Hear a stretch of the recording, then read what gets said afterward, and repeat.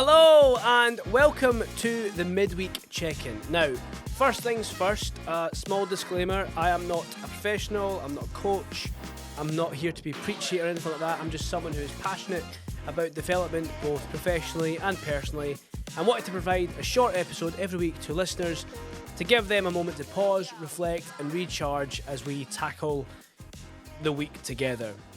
Life moves pretty fast and sometimes we can get so caught up in the chaos that we forget to take a moment for ourselves.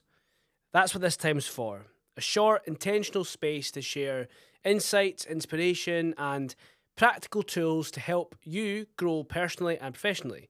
Whether it's a mindset shift you're looking for, a small habit change, or just a reminder that you're actually doing better than you think, these check-ins are designed to give you the midweek boost to keep going and finish the week strong.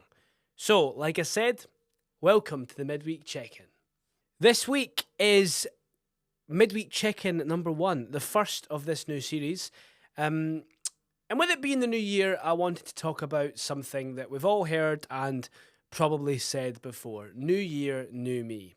You might have said it recently, and I might have said it already, as we're in the first week of the new year, and then laughed it off, or you genuinely mean it. You genuinely want to have clean slate, and it's exciting, right? The promise of that clean slate, the chance to finally hit goals, the feeling that this year everything's going to fall into place. This is your year. But here's the thing. Studies show that 80% of New Year's resolutions will fail by February. Now, I don't say that to discourage you or set you back straight away. I say it because I've been there before. I've been there myself, and we probably all have at some point. The problem isn't the resolutions themselves. It's the way that we set them.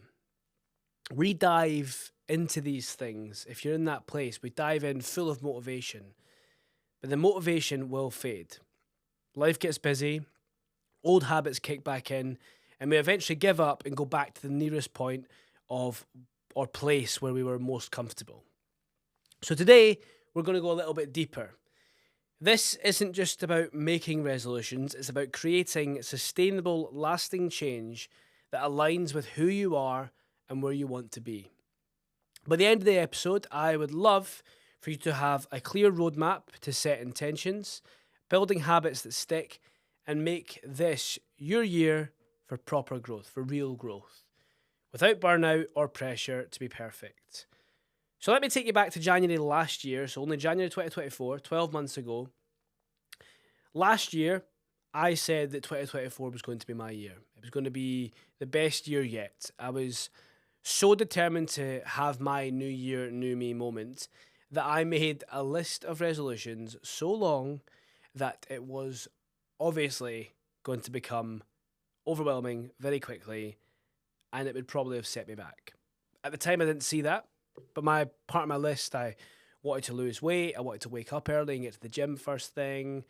I think I tried to do it 5 times a week, so Monday to Friday at least. I wanted to journal every day. I wanted to read a book a week. I wanted to basically become a superhero overnight. It didn't happen. For the first week, well, it all went to plan. I had meal prepped. I'd bought a nice leather journal. I'd even downloaded a productivity app so I could time when I was going to read. And keep myself on track, etc.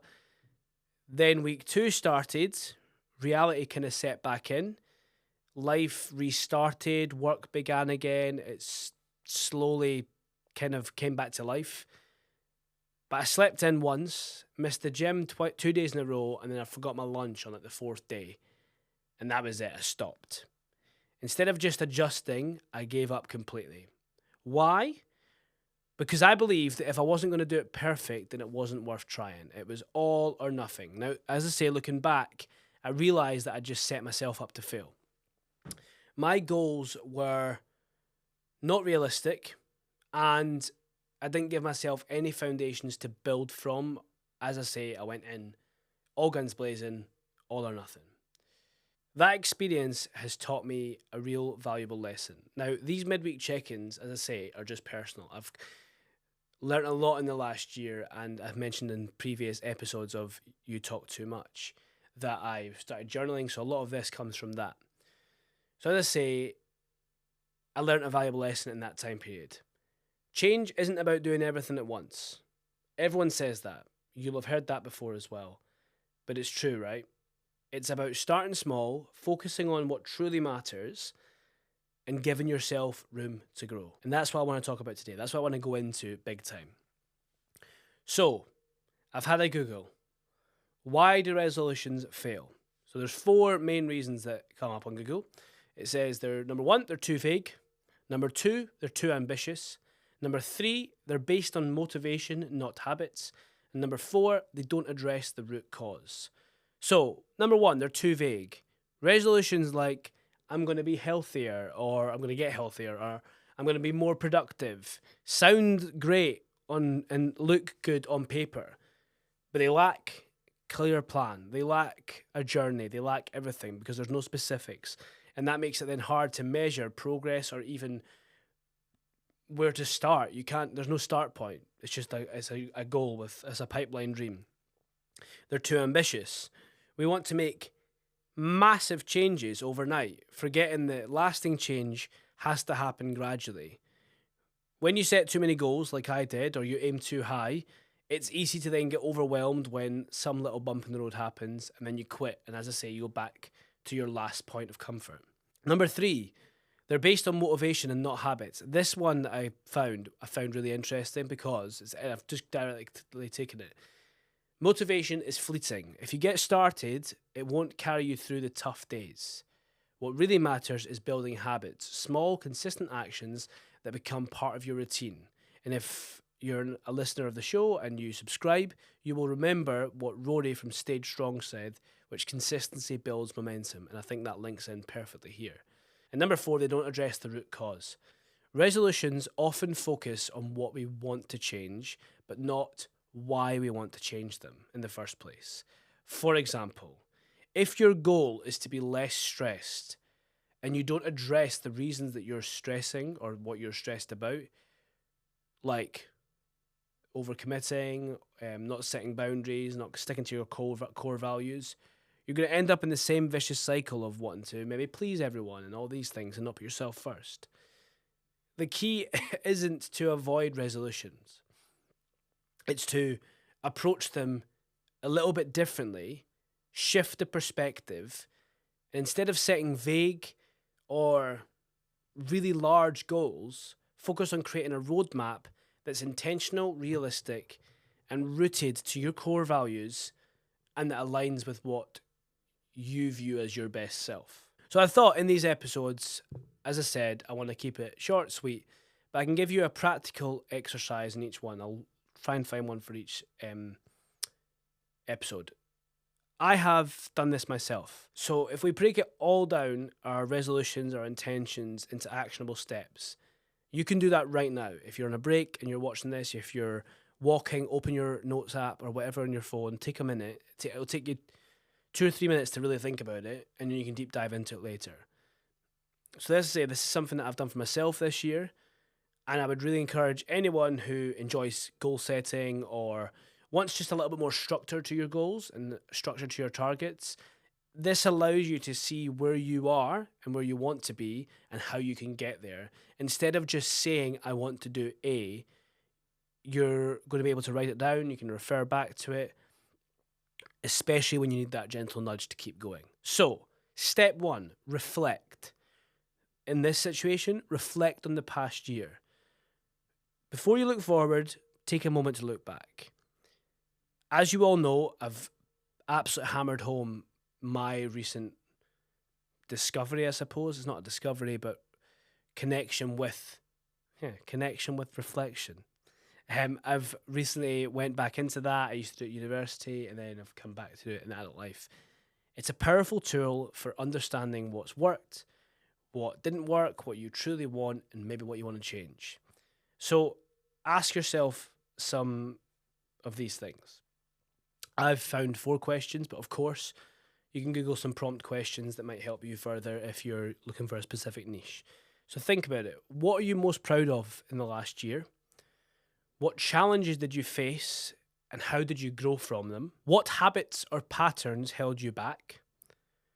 And what do you want to leave behind, most importantly, as you move into the new year? Write them all down. The goal here or the exercise isn't to dwell on the negatives. There'll be a lot of negatives there because it's easier to write about that. But it's to help you gain clarity on what you want to carry forward and what you are ready to let go of, per se. Step 2 is to set 1, 2, maybe even 3 core intentions. Instead of setting a shopping list of resolutions like I did last year, choose 3 key areas to focus on. Think about what's most important to you right now. First Thursday in January. What is most important to you right now? What changes will have the biggest positive impact in your life at this moment in time?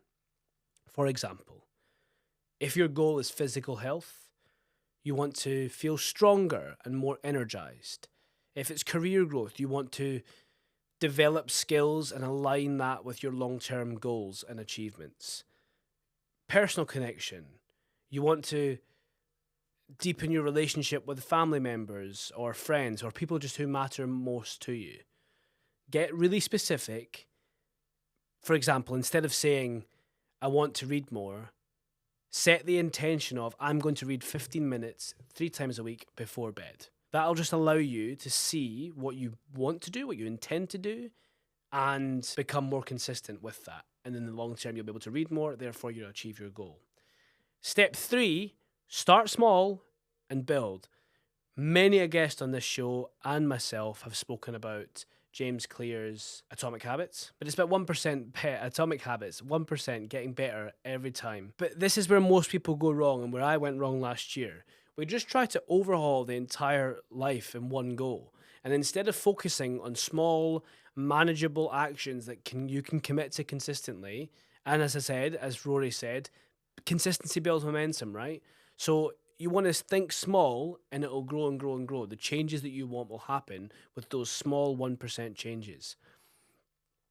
So if your goal, as I said, is to improve health, start by drinking an extra glass of water a day or taking a 10-minute walk every single morning. As soon as you get up, go for that walk, get your steps in. If you want to focus on career growth, to dedicate like 30 minutes to learning a new skill a week. That's not a long time in the grand scheme of things. Or if it's not a new skill, 30 minutes to networking, using LinkedIn, using other sources, going to events. If it's personal connections, set a reminder on your phone, we've all got them, or an alarm somewhere, or a sticky note on the front door to call whoever you need, to text, to check in with someone. These micro goals will build consistency and momentum, set the foundation for bigger changes over time. So here's why this approach works. It prioritizes progress over perfection. We all look for perfection when we do resolutions. But what this, as I say, prioritizes the progress over perfection. You think about it. Pardon me. If you're climbing a staircase, you don't just leap to the very top.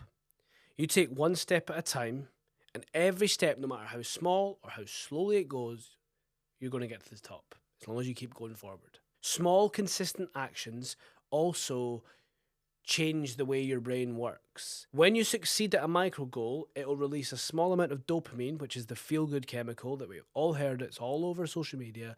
Everyone seems to know what dopamine now is. And it reinforces positive behavior. That's why celebrating the tiniest wins that we've discussed again before on the show is so important. It keeps you in check and builds confidence.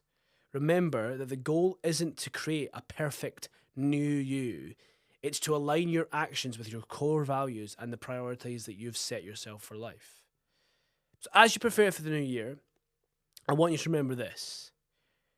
You don't need a long list of resolutions to create a fresh start. Focus on what truly matters to you, take it one step at a time, and give yourself the space to grow at your own pace. Your new me doesn't have to be a dramatic transformation. You're fine the way you are. It can be a steady, intentional, focused journey towards the better version of yourself that you're most proud of. Thank you for tuning in to the very first Midweek Check-In. I'll see you next week with more tips, thoughts and tricks. Until then, Happy New Year. Welcome to 2025. Let's get it.